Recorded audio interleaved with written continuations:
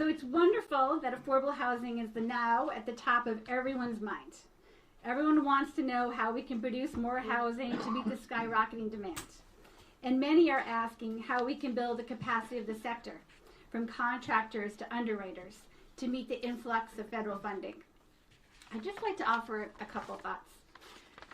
First, there is no worse environment to get hard work done than in cycles of peaks and troughs. Consistent funding for housing production allows developers to create a strong housing pipeline. It also encourages the construction companies and architects to expand their workforce. We all want to produce a lot of housing, but buying and permitting land that allows for building at reasonable density is not easy or cheap. We all know that. Without confidence that there will be financing at the end of the line, it's challenging to take the first step for private companies and not-for-profits. The state must increase not only the portion of ARPA funding going towards housing development. The Homes RI Coalition, Melina Lodge is here representing Homes RI and the Housing Network, hi Melina, has recommended $500 million. But also, we have to increase the annual contribution to the newly created Housing Production Fund. Rhode Island needs to make consistent investment that is in line with the level of need in all years, so we don't end up back where we are now. Secondly, as you can see here, housing is located in community. Small infill developments like Delane Street and Bedoin Street transform city blocks, and one by one, blocks transform an entire neighborhood. These small developments take just as much time and energy as large developments. In fact, often more time. And they still require numerous sources. In fact, this combined $4.4 million project required a total of 6 sources of permanent funding, plus a bridge loan, plus a land bank loan, and 2 pre-development grants. And each required a separate application on a separate timeline. As an aside, I just really want to applaud Rhode Island Housing for their current one-stop application. It's great, and I really hope that we can keep making similar improvements. I've been asked, why would you go through all that for 17 apartments? And I've heard critics ask, how are we ever going to solve this crisis by building 17 apartments at a time? My answer to that is, one, neighborhood builders invest in communities, and small real estate projects like these have an outsized impact on a neighborhood. But sure, yeah, we'd love to be building 100 apartments at once. And One Neighborhood Builders and my CDC colleagues have the vision and the capacity to do that if municipalities would allow us and consistent funding was available. Just like Rhode Island has successfully done for economic development, let's use these same tactics to get sites pad ready for multifamily housing construction. We're ready to do our part. In your program, you'll find details about the project funders, sources and uses, as well as the backstory for each project. I want to quickly thank our development teams. At Delane, Kelson Construction and Ed Wojak Architects, and at Bedoin, Tooth Barks Architects and Coastal Modular Homes. Thank you very much. I'd now like to turn the program over to our special guests. Mayor Lorza, we've shared the stage enough times that I hope it's okay if I steal your line. Providence has the hardest working planning department in New England. First, the 5 lots on Bedoin Street were exceptionally tough. The illegal dumping on the site required DPW to clear the lot, hauling off a 40-yard dumpster of debris. Over 100 tires and a boat were taking off the lot. Next, after the fire and the subsequent demolition, the property titles were a convoluted mess that required the Providence Redevelopment Authority to untangle through legal action. And finally, the city worked with us to get around financing challenges that were posed by using modular construction. There's no way these homes on Delane or Bedoin would have been developed without the creativity of the Providence Planning Department. Thanks for joining us, Mayor.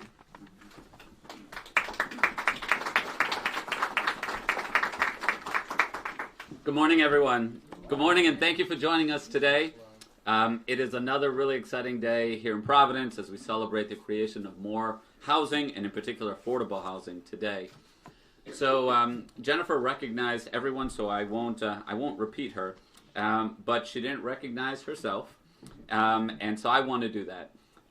Jennifer has been at the helm of One Neighborhood Builders for some time now, and they've continued to do exceptional work building upon the legacy that Frank Shea and the team have done there. So I ask everyone to please join me now in giving a warm and hearty round of applause for Jennifer Hawkins, her team, and everybody that has made One Neighborhood Builders the organization that it is today. I particularly also want to thank Jennifer for hosting us indoors today and not outdoors, so big shout out for that, Jennifer. Two quick points today. I grew up on Cranston Street.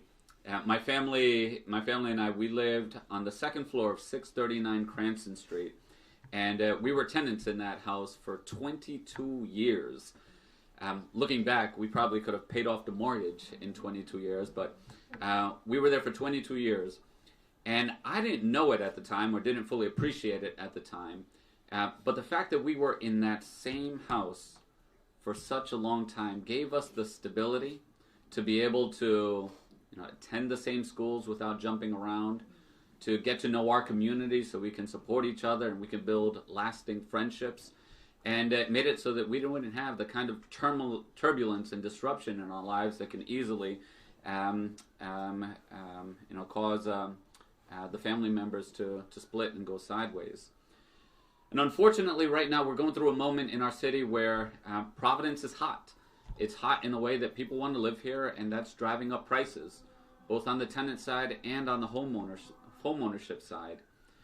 And if I could think of one thing that is about as sad as it gets, is that all of the families that have invested here, have lived here, have raised their families here, now that Providence is on this upswing, they're the first ones that are being displaced.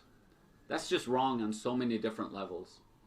And what we're looking to do in Providence is to come up with a comprehensive strategy and approach. Led by our planning department, we have this comprehensive 10-year plan. Because the truth is that it doesn't just require one thing or two things, it requires all the things all put together just to keep up with some of the forces in the market. So whether it's investing directly in affordable housing for the first time through our Housing Trust Fund, whether it's investing, as we were chatting with Brenda just earlier about our eviction defense fund, so that everyone getting evicted has access to an attorney when they get to the courthouse, or whether it's looking at our zoning laws, whether it's looking at universities housing more of their students on campus as opposed to off, whether it's looking at our policies and how it incentivizes Airbnb and taking more units off the market. It truly requires a comprehensive approach. And that's what we're seeking to do. Last, I also want to mention about this street in particular. My parents worked at all of these factories when they were jewelry factories back in the day, and I live up the street, so I come by here every day. Those of you who know Delane Street and know Olneyville know that this street has been a particular challenge for decades upon decades upon decades. And I know there have been efforts and houses have been renovated, but they fall back into the same trap of blight that they had previously. But something about this project and what's happening across this street has a level of permanence that Delane Street hasn't had in such a long time.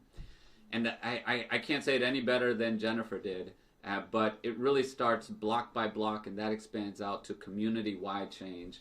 And what's happening right here in Delane is going to radiate for many blocks to come throughout the entire community. So I couldn't be more excited for our community, for our city, and for the work that One Neighborhood is doing. So congratulations. Thank you, everybody, for your piece in making this project possible, and I look forward to this and more projects in the future. Congratulations.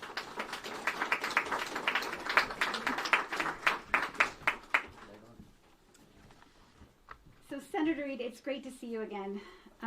Thanks so much for your steadfast support of affordable housing, of the annual NeighborWorks America appropriation, and for construction pre-apprenticeships. You see the connections and champion comprehensive community development. I also just really want to recognize your office for providing us help in providing the VA hospital to store our modular boxes. I honestly don't know what we would have done if we didn't have the VA hospital, so thank you so much for that and for spending time with us today. Thank you. Well, thank you, Jen, for that very kind introduction, but also for your extraordinary leadership. I really appreciate it. Mayor Lorza, a pleasure to be with you today, as always. And we have Councilman Vargas, and we have Representative Lombardi, Representative Williams. I think Senator Bell is here, too. And Deputy Secretary Saul, we had a chat last week about how we can work together to create more affordable housing in Rhode Island, and of course Carol Ventura from Rhode Island Housing. Thanks for all you do, Carol, and your organization. We are here to celebrate the rehabilitation of dilapidated dwellings on Delane Street and 2 new modular developments on Bowden Street. Our One Neighborhood Builders has done it again. They have brought us an opportunity to showcase Rhode Island's cutting-edge approach to affordable housing. The types of projects and the potential they've demonstrated will enhance both the neighborhoods and the lives of those who live here.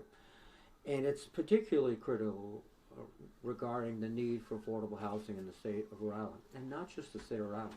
This is a national problem of extraordinary importance. One of the biggest factors in inflation in terms of what families are paying is increased rents. And we have to deal with that, and we have to deal with that with more housing.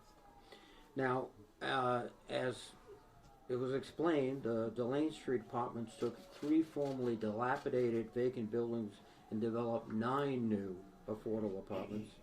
The Bowden Street row house replaces blighted property. It was vacant for years, and One Neighborhood Builders decided to not only rebuild it, but to do it in a new way with modular construction. And these 8 affordable apartments were designed to be built off-site over the course of 2 months, which is very rapid for the construction. Then were installed on-site in 10 days, which is remarkable. And they'll be ready for use within 3 months. But what is most impressive to me, $54 cheaper per square foot to do this. That means we can do more with the resources we have, and we have to do more. And then we're in a situation too where neighborhood is committed to taking people without housing and putting them into homes, not simply letting people move up, and I commend them for that also. In doing all this, Rhode Island Housing played a tremendous role, trying to coordinate, compensate, and help, and I salute you for that. It turns out that some of this funding was federal funding. In fact, $3.8 million was federal funding. 1.7 for the Bowden Street row house and $2.1 million for the Delane Street apartments. And they come from a variety of federal resources, including the National Housing Trust Fund, and I will take special pride because I authored the legislation in 2008 that created the trust fund. But also, thank you. But also community development block grants, the neighborhood stabilization program, and the home investment partnership. Now, we have to do much, much more in terms of public investment because the need is there. Affordable housing, I think, is the #1 issue affecting families, particularly working families in this country. And we've got to do it. And when we do it, we enhance neighborhoods, we provide jobs, which is also a very important aspect of this, and we build communities, not just structurally, but in terms of spirit, in terms of collaboration, in terms of cooperation. Those comments the mayor made about living in a home for 22 years, getting to know the neighborhood, going to the same school. We often ask ourselves, why don't these children succeed, etc.? Well, if you go to a different school every other year, forget it. Excuse me. We have to do this. And I'm just delighted to be here. Thank you for inviting me to your party. Appreciate it very much.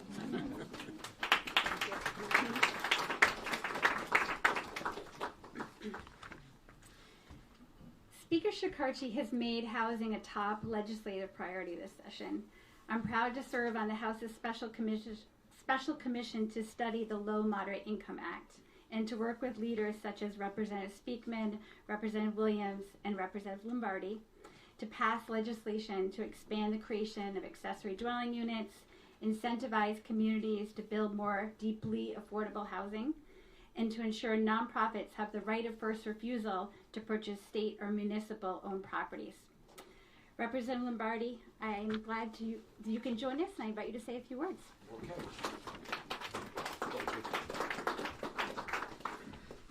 So if you heard the howling before, That was the children of the night. Bram Stoker called me and said that there was some coffins that got dislocated or something. I don't know. But anyway.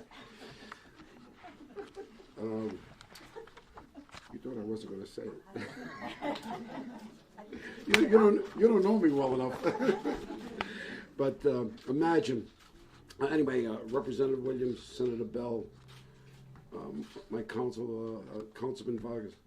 But imagine, with all the things that are happening in the world, we have Senator Jack Reed here, and you got to give it up for him for this. Let me tell you something. This is a man that totally gets it. I've known him for many, many years, and every time you call him, whether it be, Narcan vapor, homelessness, whatever it is, this man is always there.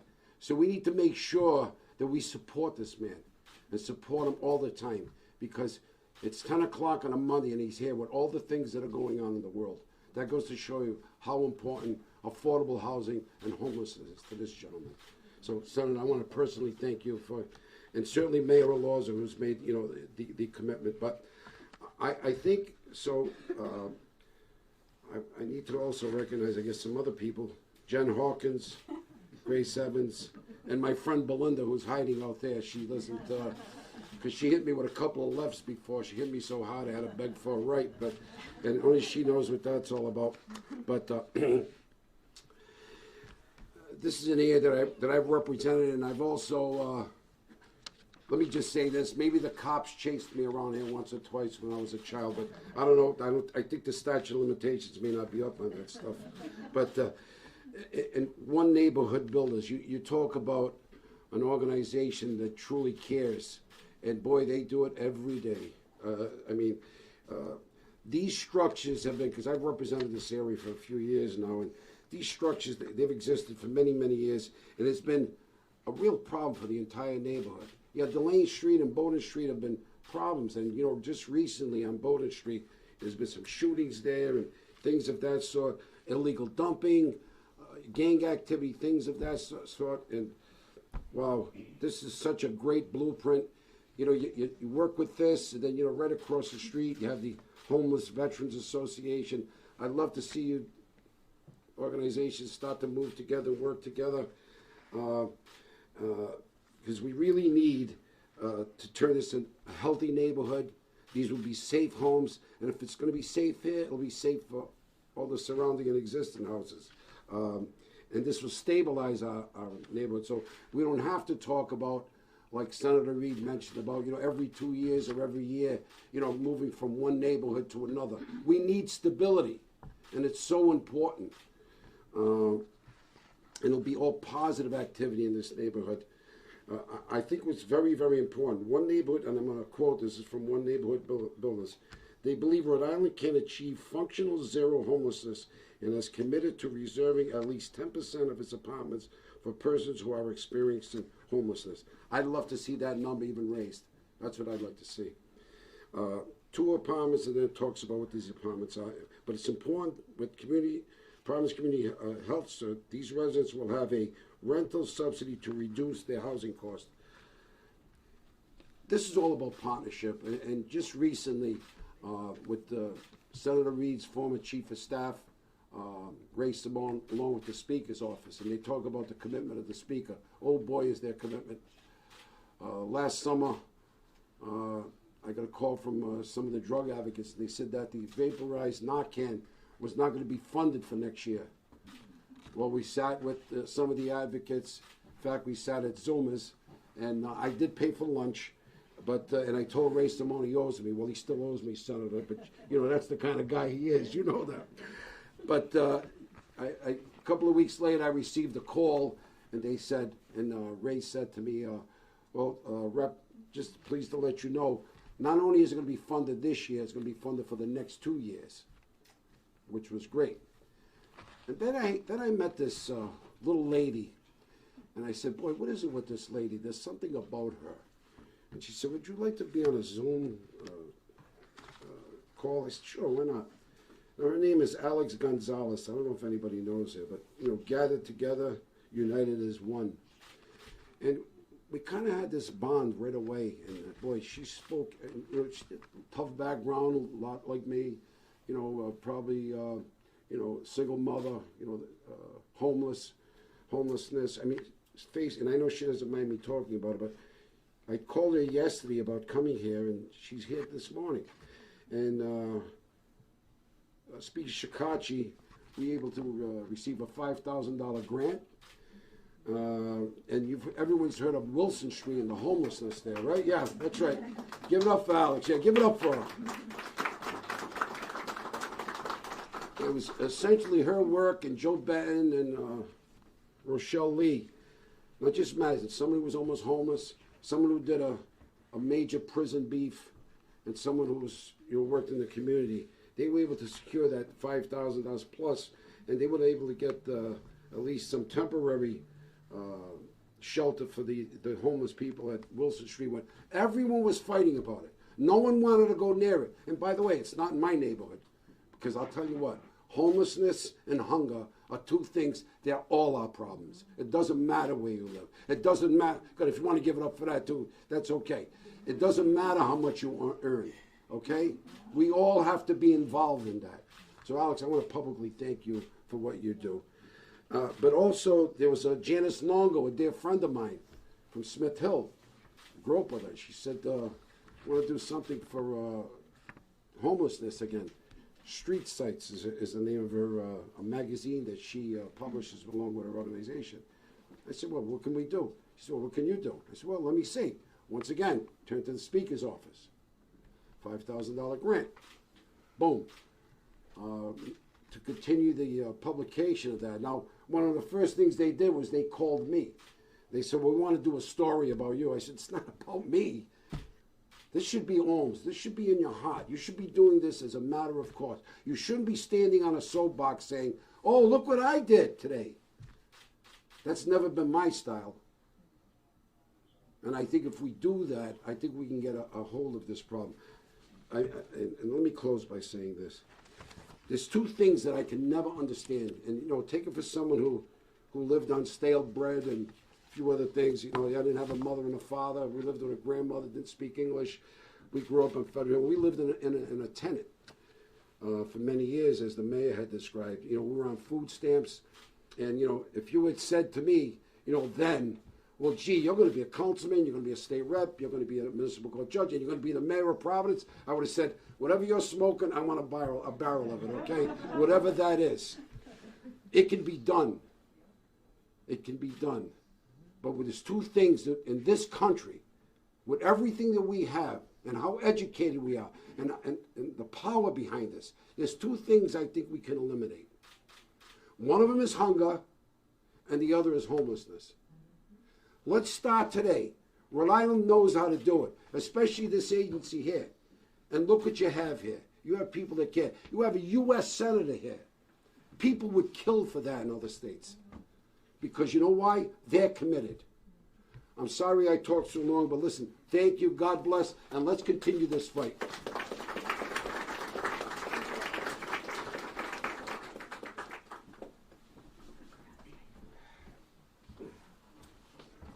Thank you, Representative. Josh Saul, he has only been in Rhode Island for 3 months, and I don't think a week's gone by when we have not spoken. This is probably a testament to how nudgy I can be, but more importantly, it's really a testament to his accessibility. On our first conversation, we had talked about how to increase permanent supportive housing. As a statement in our program brochure describes, and as Representative Lombardi just quoted, one neighborhood builders believes Rhode Island can be the first state to achieve functional zero, and we are really eager to do our part. We have set aside apartments in both of our developments for persons who experience homelessness. At both Delane and Bedoin, we will offer permanent supportive housing apartments. I'm looking forward to working with you in the months ahead. Thanks, Josh.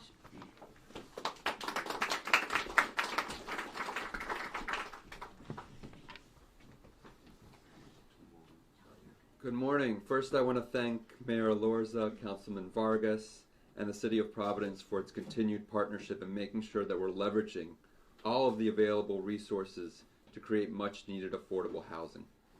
I also want to thank our leaders at both the state level, Representative Lombardi, Representative Williams, as well as Speaker Shikarchi and Senator Bell, and also at the federal level. As many people have already pointed out, Senator Jack Reed has been immensely helpful here in advancing our housing efforts through his leadership on so many issues. Most importantly, though, we need to acknowledge the reality. As cold as it is outside today, most of the people in this room have a home to go to at the end of the day and a warm bed to sleep in. This is not a case for all Rhode Islanders. Too many of our families are on the verge of homelessness because of increasingly high cost of housing and housing instability. Too many of our families are currently facing homelessness. And while the problems are complex, housing is always integral to the solution. Today, however, we are here to celebrate a project that exemplifies how we can ensure that all these families and individuals, regardless of their income, regardless of a housing situation or their needs, can find affordable, safe, and high-quality housing. One Neighborhood Builders, as Jen just mentioned, has dedicated and committed to making sure that 4 of these homes will be reserved for formerly homeless households with services from the Providence Community Health Center. These type of projects not only ensure that more families don't end up homeless, but they also ensure that people who are currently experiencing homelessness receive the services and the support that they need to lead a productive and fruitful life within our communities, because the homeless are part of our communities and we cannot leave them behind. We need all our partners, whether they are architects, contractors, our federal partners, cities and towns, to really work with us together and use the combined resources, including the new funds that the governor has dedicated towards producing affordable housing. The more than $110 million that will go into directly producing housing will finally allow developers, contractors, service providers, property managers to build much more of this needed housing, and will allow us to all work together to finally address these issues head on. With that, I want to pass it to someone who's been leading on this issue for many, many years. I'll let Jen introduce her, but I haven't thanked yet Carol Ventura, who through those troughs and peaks that Jen was speaking about before, has been really steadfast in her support of creating more affordable housing with Rhode Island Housing, an organization who has really been the backbone in bringing new housing online here in Rhode Island. So thank you.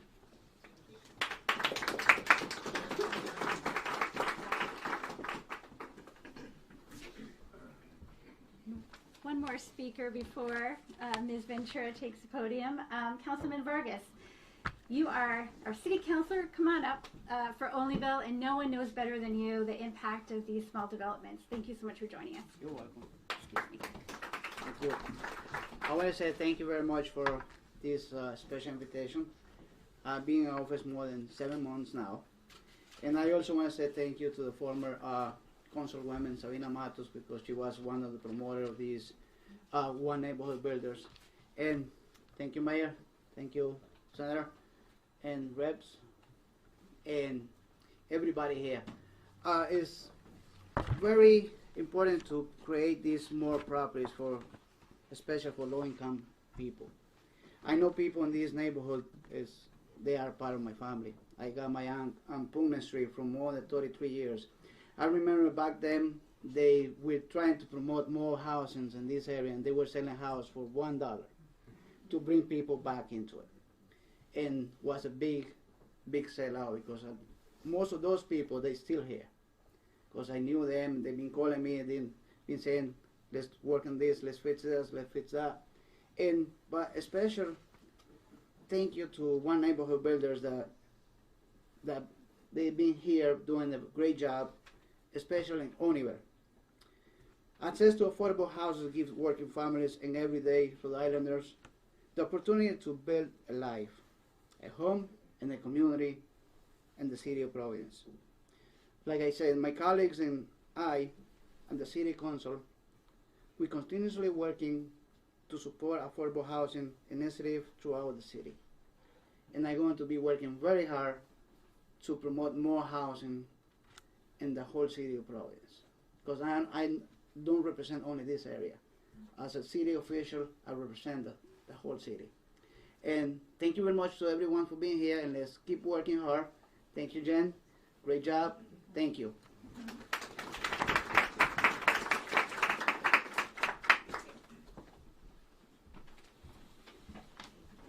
So, several weeks ago, many of us were gathered at an event to announce the state's new site acquisition fund, modeled after Rhode Island Housing's existing land bank program.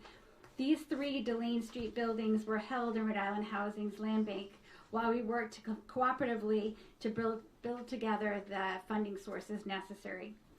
Having more resources to buy and hold property is so important. And I also just want to take a moment here to acknowledge the tireless commitment of Rhode Island Housing staff and team, and Carol personally, on the rent relief program. So One Neighborhood Builders is a rent relief provider, and to date, we've helped 3,215 people obtain $2,814,000 of rent relief. It's huge. A couple months ago, when we were slogging through the rent relief, Carol personally came over and met with our team and asked, how can we increase the numbers? So I just really want to applaud their commitment to that effort. Thank you for joining us. Good morning. It's always a great day whenever we can join with partners and friends to celebrate affordable housing, particularly inside today. Yeah. Today we're celebrating the transformation of blighted properties into 17 new affordable rental homes. Thanks to the revitalization work of One Neighborhood Builders, the community now benefits from additional safe, affordable housing. When we think of neighborhood revitalization, for the 30 years since I've been in this industry, when I think of neighborhood revitalization, Olneyville and One Neighborhood Builders immediately comes to mind. Mayor, thank you for your support of neighborhood revitalization and affordable housing. You and your team are always alongside of us when we invest in Providence neighborhoods. Councilman Vargas, I know I'm going to see more of you as we celebrate in Olneyville and across the state. Representative Lombardi, Rep. Williams, that I know is here, Senator Bell, thank you all for your work and your state leadership around affordable housing issues. While we celebrate these new homes today, we know that there is a serious shortage of affordable housing in Rhode Island. With rising home prices, rents, and low supply, low inventory across the board, people are simply priced out of our market. Fortunately, 2021 was a year with significant housing investment. Voters approved a housing bond, and our state leadership came together to earmark funds to support the preservation and new construction of affordable homes. On the federal level, our delegation, led by Senator Jack Reed, has and continues to provide the federal funding programs we need in this state, including home funds and housing trust fund dollars that we use to create the opportunities here today. This year, we have the opportunity to build on that progress by making a truly historic investment in housing. Our governor has proposed a $250 million investment in his 23 budget to meet a range of housing needs: permanent supportive housing and down payment assistance for first-time homebuyers, all critically needed programs. We're so happy to be a partner in this development and want to share our congratulations with Jen and her terrific team. Thank you.